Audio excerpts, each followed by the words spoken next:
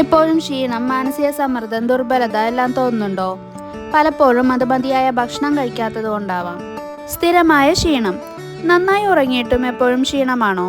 ശരീരത്തിന് വേണ്ടത്ര ഇന്ധനം കിട്ടുന്നില്ലെങ്കിൽ നിങ്ങൾക്ക് ശക്തിയില്ലാതെ തോന്നും. Mood swings. ഭക്ഷണം കുറവായാൽ ബ്ലഡ് ഷുഗർ ലെവൽ കുറയും. അതുകൊണ്ട് ഇറിറ്റബിൾ ആകാനും ആശങ്കപ്പെടാനും വിഷാദത്തിലേക്ക് പോകാനും ഇടയാക്കും. മുടി കൊഴിച്ചിലും ബ്രിട്ടിൽ നെയിൽസും. ശരീരത്തിന് മതിയായ പോഷകങ്ങൾ ലഭിക്കാതെ വന്നാൽ അത് ആദ്യം ബാധിക്കുന്നത് മുടിയെയും നഖങ്ങളെയുമാണ്. എപ്പോഴും തണുപ്പ് തോന്നുക.